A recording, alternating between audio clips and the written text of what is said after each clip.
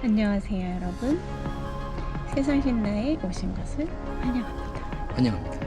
오늘은 11월 14일 목요일입니다. 어느덧 저희가 순례길을 완주한 지 한 6개월이 지났고, 저희는 순례길 이후에 포르투갈, 스페인, 모로코, 터키, 요르단, 이집트, 마다가스카르를 대여합니다. 탄자니아를 거쳐 지금은 잠비아, 리빙스톤에 와 있습니다. 오늘은 오전에 저희가 빅토리아 폭포를 보고 왔어요. 그래서 오후에는 산티아고 순례길을 완주하는 데 들어간 비용과 또 필요한 준비물에 관해 상세히 얘기해보는 시간을 갖고자 이렇게 카메라를 켰습니다. 산티아고 순례길은 인생에 한 번은 해볼 만한 경험이라고 생각을 해요. 하지만 이제 긴 시간 걷는 만큼 사전 준비와 예산이 중요하죠. 그래서 여러분께 도움이 될 수 있도록 저희가 사용했던 비용과 준비물을 소개해 드리도록 하겠습니다. 네, 저희는 2024년 4월 6일 시작해서 5월 7일 총 걸은 기간은 31일, 그리고 연박 하루 진행을 했습니다. 여기서 저희가 들었던 비용을 바로 결론을 말씀을 드리자면, 저희는 순례길을 진행하는 데 있어서 순례길 안에서 들었던 비용이 2명 600만원 정도 들었습니다. 그러니까 인당 한 300만원 정도 들었고요. 물론 여정 기간 동안에 뭐 숙소라든지 뭐 식사라든지 이런 선택에 따라서 좀 달라질 수 있으니까 대략적인 평균 비용이라고 생각을 해주시면 될 듯 합니다. 비용을 먼저 설명드리기 위해 저희가 항목을 크게 4가지로 분류를 해보았어요. 교통비, 숙박비, 그리고 식비, 기타 비용입니다. 먼저 첫 번째 교통비로는 저희는 인천에서 그 파리까지 동방항공을 이용을 했습니다. 편도로 발권을 했고요. 저희는 세계 여행을 해야 되니까 편도 비용은 총 54만 6천원 정도 들었습니다. 그래서 2인 109만원 정도가 들었고요. 파리에서 바이온까지 떼제베는 2등석으로 끊었고 인당 12만 2,800원, 그리고 바이온에서 생장까지 가는 기차가 16,500원, 그리고 순례길 중간에 저희가 이용한 교통료가 좀 있어요. 그게 한 15,350원이 들어갔습니다. 그래서 교통비는 인당 70만원 정도가 소요가 되었습니다. 교통비 관련해서 팁을 하나 드리자면, 저희 때는 없었지만 이번에 TA에서 파리 가는 노선이 생겼어요. 편도 25만원 선에서 발권이 가능합니다. 또 파리에서 바이온을 이동을 할 때 많은 분들이 떼제베를 이용을 하시는데 1등석과 2등석의 가격 차이는 많이 나지 않습니다. 네, 두 번째로 말씀드릴 거는 숙박비입니다. 네, 숙박비가 중요하죠. 그래서 숙박비 전체 비용은 120만원 정도 들었습니다. 네, 세부적으로는 저희는 이제 그 바이온 1박하고 생장 1박, 산티아고 1박이 포함된 총 34박의 이제 숙박비입니다. 그래서 저희는 공립에서 21회, 그리고 사립에서 10회, 호텔에서 3회 저희는 숙박을 진행을 하였습니다. 이거를 이제 평균치로 하면 대략 숙박비는 한 하루에 15,000 정도로 생각하시면 되고, 저희는 대부분의 머물렀던 숙소는 순례자들이 저렴하게 머물 수 있도록 준비된 이제 공립 알베르게를 이용을 했는데요. 숙소에 따라 시설이 다를 수 있고 그 순례자가 원하는 컨디션이 다를 수 있기 때문에 저희는 그론즈 사이트의 리뷰를 참고해서 숙박을 했습니다. 그리고 세 번째는 식비입니다. 저희 같은 경우는 식비가 제일 많이 들었어요. 저희가 진행한 그 순례 비용의 거의 50%가 식비였습니다. 식비 같은 경우 세부적인 구성은 저녁 식사, 난 레스토랑 150만원 정도, 그리고 바르 중요하죠. 저희가 순례길을 걷다가 중간중간에 카페에 들러서 네, 뭐 샌드위치라든지 또르티아라든지 커피 뭐 이런 거를 저희가 사 먹은 게 90만원 정도. 그리고 이제 마트에 들러서 뭐 이제 간식 같은 거, 물 같은 거, 아니면 뭐 알베르게에서 간단하게 해 먹을 수 있는 재료 등을 구매한 비용이 총 40만원 정도입니다. 그래서 식비 같은 경우는 총 278만원 정도가 들었어요. 네, 많이 들었죠. 그래서 순례길에서는 이제 다양한 식사를 경험을 할 수 있는데, 하루 식비는 평균 인당 4, 5만원 정도 예상을 했습니다. 그러니까 걷는 중에 바르에서 아침과 점심은 저희가 간단히 해결을 하고, 저녁은 알베르게 체크인을 하고 보통 레스토랑을 이용하는 경우가 많았는데, 저희는 순례자 메뉴라는 저렴한 세트도 자주 이용을 했고, 순례자 메뉴 세트 구성이 좀 잘 되어 있는 것만큼 가격은 또 저렴하기 때문에 가성비가 굉장히 좋습니다. 그래서 저는 순례자 메뉴를 좀 적극 추천을 하고요. 참고로 알베르게에서 저희가 요리를 해 먹은 건 총 몇 번인가요? 6번입니다. 네. 6번 해 먹었고요. 마지막으로 말씀드릴 내용은 기타 비용입니다. 기타 비용 같은 경우는 여러 가지가 있어요. 첫 번째로 빨래를 말씀을 드릴 수 있는데 저희는 이제 빨래 같은 경우는 손빨래를 하지 않고요. 이제 대도시라든지 아니면 빨래방에 있는 도시를 갈 경우에 그 빨래방에서 저희는 빨래를 진행을 했습니다. 그래서 빨래에 들어간 비용은 총 10만 원입니다. 보통 세탁과 건조 같이 해서 평균 한 8유로 정도 하더라고요. 그래서 저희는 빨래방을 이용을 했고, 두 번째는 동기 비용입니다. 저희 같은 경우는 이제 세계 여행이 있었기 때문에 짐이 좀 많았기 때문에 생장에서 산티아고로 짐을 2개를 붙였습니다. 근데 그 짐이 개당 70유로. 그래서 총 2개에서 140유로가 들었고요. 한 20만 원 정도 들었죠. 그리고 메리의 컨디션에 맞춰가지고 마을에서의 마을, 다음 마을로의 동키를 총 16회를 했더라고요. 생각보다 많이 했다. 네네. 그래서 총 16회를 해서 그 동키 비용이 한 15만 원 정도 나왔습니다. 동키 같은 경우는 구간마다 약간 가격이 달라져요. 처음은 좀 8유로부터 시작을 해서 마지막 사리아를 지나는 구간부터는 보통 5유로. 그래서 평균 한 6유로 정도 이렇게 생각을 하시면 될 것 같습니다. 저희가 세 번째로 쓴 거는 제 일용품 구입입니다. 일용품 같은 경우는 뭐 샴푸, 린스, 뭐 화장품, 아니면 뭐 유심 이런 것들을 집을 관련해서 썼고요. 그래서 이 금액은 14만 원 정도 사용을 했습니다. 그리고 마지막으로 저희가 쓴 게 이제 특히 공립이 많이 있어요. 공립 알베르기에 가면 자판기가 꼭 있습니다. 자판기가 있는 곳이 많아요. 자판기 가면 이제 뭐 커피라든지 우유라든지 코코아라든지 음료를 제공하는 자판기가 있는데, 보통 평균적으로 자판기의 가격은 1유로 정도 합니다. 한 30번, 40번 정도 사용을 하지 않았나 싶어요. 한 40회 정도 사용한 것 같아요. 자판기 사용 비용은 21유로니까 한 21번 정도로 기록은 되어 있는데 그렇게 조금 이용했다고 네. 생각을 해보면 30-40번 이용하지 30, 40번 않았나. 정도 이용을 하지 않았나 싶습니다. 이렇게 해서 저희는 대략 교통비 140만 원 정도, 또 숙박비 120만 원, 또 식비는 280만 원, 기타 비용 60만 원 해서 1인당 총 300만 원 정도를 사용을 했고요. 이 금액은 오롯이 이제 순례길에서만 사용한 금액이기 때문에 뭔가 순례길에 필요한 물품을 구매하신다면 그 이상의 금액이 소요될 수 있으니까 이 부분은 그냥 참고만 해주시면 될 것 같습니다. 두 번째로 말씀드릴 것은 순례길에 필요한 준비물입니다. 여기에서 기본적으로 한국에서 구비하시거나 챙기셔야 할 물품들과 데카트론에서 구비가 가능한 것들로 구분해 보았습니다. 그 이유는 데카트론은 어디에나 있으니까요. 그럼 먼저 한국에서 준비하셔야 할 것들 중에서 첫 번째는 배낭으로 저희가 꼽아봤습니다. 저희는 이제 순례길 이후에 세계 여행을 가야 되기 때문에 저희는 각각 65리터, 꽤 큰 배낭입니다. 65리터 배낭이면 그걸 준비를 했고, 그 보통의 순례자들은 65리터가 아닌 그보다 작은 평균 한 40리터 정도의 가방을 주로 사용을 많이 했고요. 근데 그 정도 가방이면 충분히 그 순례길에 하는 데 있어서 지녀야 할 그 물품들을 커버가 가능하다고 생각을 합니다. 네. 두 번째는 신발입니다. 신발은 네. 등산화, 트레킹화, 조깅화, 샌들, 또 목이 있는 신발, 네. 목이 없는 신발, 네. 심지어 슬리퍼를 신고 순례를 걷는 분들도 있습니다. 네, 봤죠. 또 신발은 정말 좀 다양한 제품들이 있고 또 각자의 기호가 있기 때문에 뭔가 이것이 맞다라고 말씀을 드릴 수가 없습니다.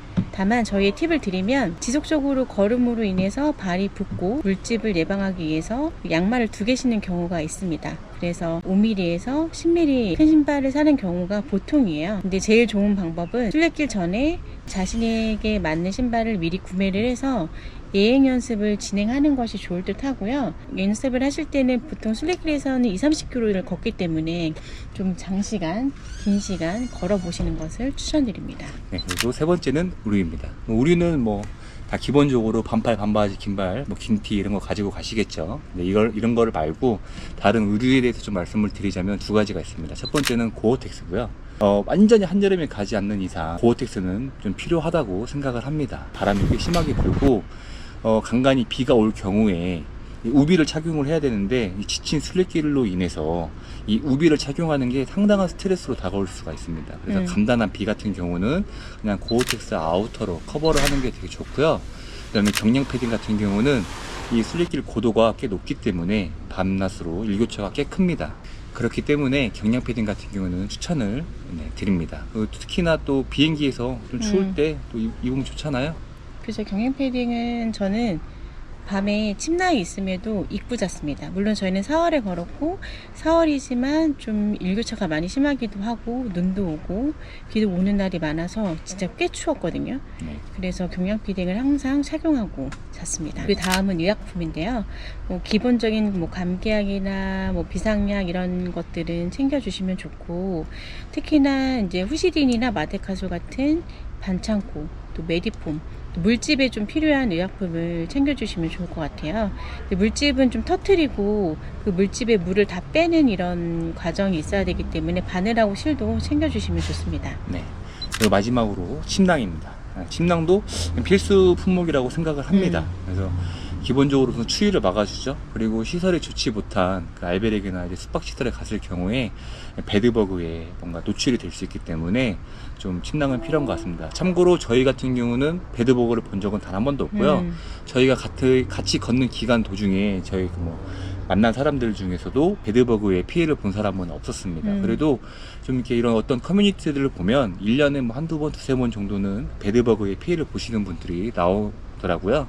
그래서 침낭 같은 경우는 꼭 필수이고, 여기도 침낭에 관련해서 팁을 좀 하나 드리자면, 저희는 네이처 하이크에서 나오는 경량 그 침낭을 샀는데 가격대는 한 3만원 정도 했던 것 같아요. 3, 4만원 정도 하는 저렴한 침낭인데, 순례길에서 만난 한국분들 50% 이상이 그 네이처 하이크 침낭을 맞아요. 가지고 오셨습니다. 저희는 지금도 그 침낭을 이용을 하고 있어요. 맞아요. 지금 순례길 이외에도 여행을 계속 하고 있지만, 저는 이번 숙소에서도 침낭에 들어가서 자거든요. 침낭 안에서 들어가서 자면 아늑하고 따뜻해요. 잠도 되게 잘 오기도 하고. 네, 그래서 꼭 필수로 준비를 하셨으면 좋겠습니다. 네. 다음 준비물은 굳이 한국에서 준비를 하지 않으셔도 뭔가 이제 외국에 나오셔서 충분히 이제 준비 가능한 물품입니다. 저희는 파리 데카트론에 가서 지금 소개해드리는 물품들을 구매를 했는데요. 저희가 직접 구매해서 사용한 제품들이니 참고하시면 좋을 듯 합니다. 무릎보드 4개, 헤드랜턴 2개, 스틱 4개, 우비 2개, 모자 2개, 장갑 2개, 이렇게 해서 264유로. 그 처음에 제일 중요한 물품은 스틱입니다. 참고로 저희는 스틱을 제일 저렴한 걸로 구매를 했습니다. 네. 저희 부부는 이번 스틱 사용이 순례길에서 처음이에요. 등산이나 트레킹을 많이 했지만 스틱이 굳이 필요하지 않다라고 생각을 했는데, 이번에 크리스는 이 스틱이 순례길에서 아주 큰 도움이 되었다고 합니다. 네. 그리고 스틱에 대한 꿀팁은 순례길을 진행을 할 때 마을을 지나가는 경우가 많은데, 스틱을 사용을 할 때 스틱이 이제 땅을 이렇게 찢는 소리가 나요. 탁탁탁탁 이렇게. 그럴 경우 이제 주민들에게 좀 피해가 가기 때문에 스틱 끝부분에 부착이 가능한 고무 패킹을 구매하셔서 스틱 사용을 할 때 나는 소음으로 좀 이렇게 방지하는 것이 좋고요. 저희는 다음 순례길을 걸을 때는 꼭 이 고무 패킹을 구매해서 걸을 예정입니다. 네. 그리고 두 번째로 소개해드릴 제품은 무릎 보호대입니다. 이 제품은 정말 저희 부부에게 많은 고민을 주었어요. 사야지 생각만 하다가 결국에는 데카트론에 가서 마지못해 좀 저렴한 제품을 구매를 했어요. 근데 타 제품을 저희가 사용을 해보진 못했지만 저렴한 데카트론의 무릎 보호대도 제 체감상 너무 많은 도움이 됐습니다. 그거를 하지 않았을 때와 무릎 보호대를 착용했을 때 몸으로 오는 게 체감이 느껴졌습니다. 그래서 무릎 보호대 같은 경우는 어디 제품이냐 이게 중요한 게 아니라 어느 제품을 떠나서 꼭 필요하다, 정말 싼 거라도 하나 사서 가야 된다 라는 게 저희 부부의 의견입니다. 세 번째 물품은 헤드랜턴입니다. 네. 해 뜨는 모습을 보고 싶다 하시는 분들은 새벽에 순례길을 걸을 때 용이하기 때문에 저희는 헤드랜턴이 꼭 필요하다고 생각을 하고요.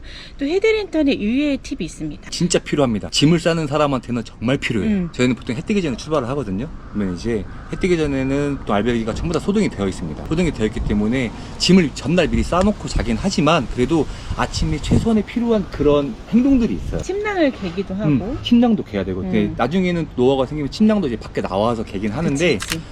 그래도 그 최소한의 행동들이 있습니다. 어쨌든 제가 뭘 빠뜨렸는지 안 빠뜨렸는지는 확인을 해야 되니까. 그치. 근데 저희가 산 거 같은 경우는 충전식이었는데 불빛이 총 3단계였어요. 빨간색, 조금 약한 거, 그다음에 센 거 있었는데 빨간색 불빛이 그 남들한테 피해가 잘 안 갑니다. 그만큼 불빛이 강하진 않아요. 약해요. 그래서 그 빨간색 켜고 뭐 배터리 물건도 있나 확인을 해보고 뭐 이것저것 준비하고 하기에 헤드랜턴만큼 좋은 게 없습니다. 왜냐면 헤드랜턴이 없으면 한 손에 핸드폰 들고 뭐 빠트린 거 있나 확인해야 되고 막 그래야 되거든요. 근데 딱 머리다가 딱 헤드랜턴을 딱 끼고 딱 하는 거죠. 그래서 헤드랜턴은 짐 싸고 푸는 사람한테는 정말 중요한 제품이지 않나 싶습니다. 맞아. 이거는 개인적으로 저의 강력한 추천하는 맞아요. 아이템이긴 합니다. 맞습니다. 네. 그래서 제가 네 번째로 이제 말씀을 드릴 건 우비입니다. 처음부터 순례길 한 25일 차까지는 비가 거의 안 왔어요. 그래서 되게 우비를 괜히 샀나? 막 이런 생각도 했지만 근데 이제 거의 그 25일 이후부터 끝날 때까지 거의 일주일간은 비가 진짜 퍼부었습니다. 퍼부었어. 이런 이슬비가 아니라 그냥 저희 영상을 보신 분들은 아실 맞아요. 거예요. 진짜 퍼부었습니다. 그래서 저희는 데카트론에서 제일 비싼 우비를 샀습니다. 하지만 그 비싼 우비라고 해서 뭐 가볍진 않아요. 되게 부피가 컸고 꽤 무거웠던 것 같아요. 비가 많이 오잖아요. 그러면 우비가 아무리 비싸도 비에 젖는 거는 매한가지입니다.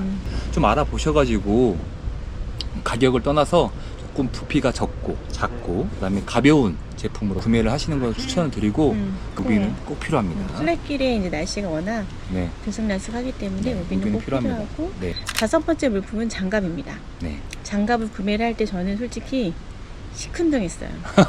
굳이 장갑? 네, 그랬습니다. 네, 저는 크리스에게 왜 이걸 사야 하는지에 대한 의문이 있었기 때문에 크리스가 장갑 껴보자, 메리 장갑 껴보자 이래도 이거 살까? 이런 느낌이었거든요. 제가- 멀쩡했어요. 걸어보니 걸어보니 장갑을 사지 않았다면 정말 생각만 해도 아찔해요. 그럼 왜냐하면 저희가 4월 초에서 5월 초까지는 봄이라고 생각할 수 있지만 저희가 걸었을 때는 4월 말이라고 해도 아침 기온은 영하 2도까지 떨어지는 경우도 있었고 매우 추웠죠. 정말 추웠습니다.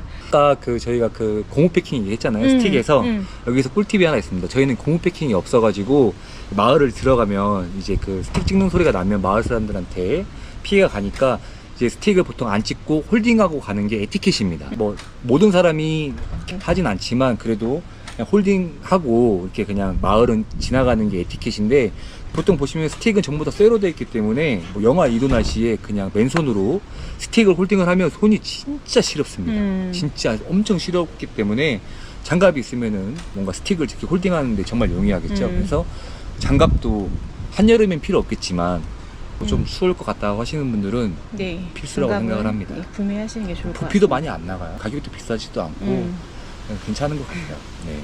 톤등했던 제가 부끄러울 정도로 너무 필요했어요. 마지막으로 구매한 제품은 이제 모자인데요. 모자 같은 경우는 책 넓은 거, 캡모자 하나 정도 사가시면 될 것 같아요. 챙이 넓으면 넓을수록 유리하다. 뭐 이 정도만 생각을 하시면 될 것 같고요. 이렇게 해서 저희 부부가 순례길에 사용한 금액과 그다음에 필요한 물품들에 대해서 좀 긴 시간이지만 좀 얘기를 한번 드려봤어요. 혹시 궁금한 사항 있으시다면 댓글로 남겨주시면 저희가 말씀드린 거 이외에 혹시 저희가 모르는 지식이 있다라고 해도 좀 찾아서 답변 드리도록 노력을 하겠습니다. 그리고 앞으로도 저희 긴 세계 여행의 영상도 많은 시청을 부탁드리겠습니다. 감사합니다. 감사합니다.